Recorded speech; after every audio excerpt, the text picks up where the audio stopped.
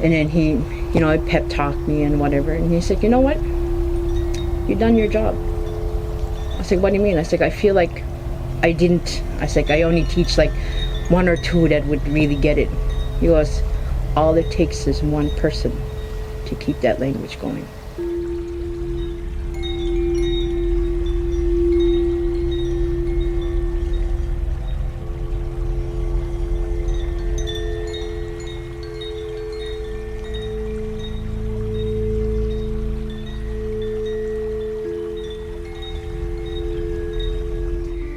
My name is Alexis Bati.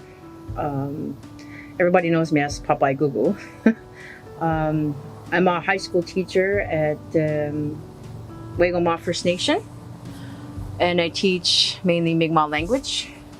When I was doing my practice teaching, I worked with, because you had to teach 75% and 100% in the classroom in the beginning, like your second year of your education.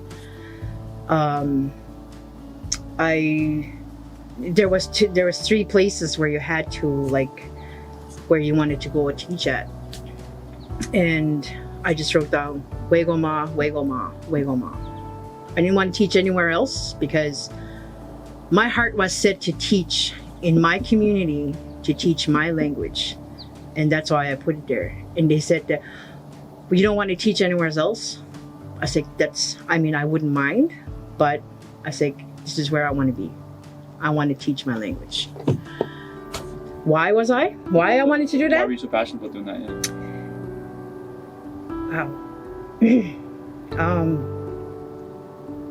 My grandfather, because he passed in 2011, before my graduation at St. FX, and we had our talk, and I remember him telling me, he said, sorry.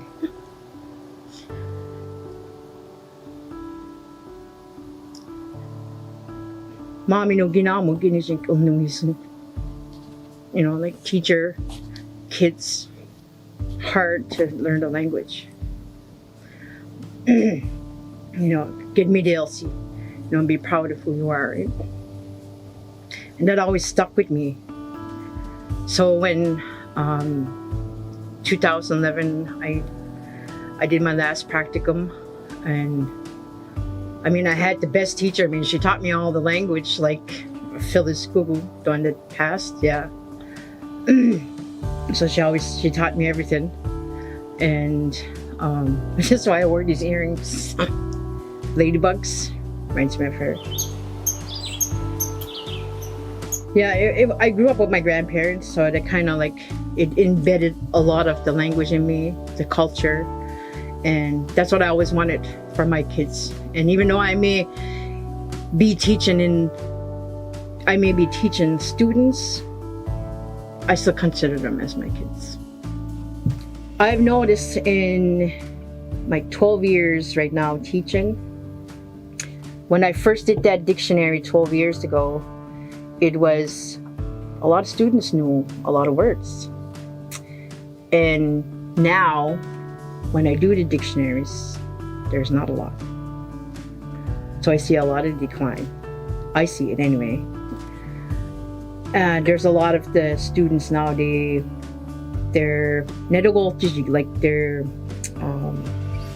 embarrassed. They don't like to be corrected. That's how I see it. Like you kind of embarrass them or something when you do that. That's how I see it. But my grandfather, like Noel Joe Gould, was an elder here too, right? He always corrected me. He said, "When I do that, I don't want to embarrass you." He said, he goes, "But you have to say it right." That's what he told me. He goes, "Mada dip pa kay dluong, dalgisi dip pa kay siyowatis." Like if you can't say it correctly, how are you gonna correctly pass it on? That's what he told me. So then there was another one of my mentors. I told her the same thing. She's like, "You know what? She said, if there was, if they don't want to learn it, at least teach them how to read and write.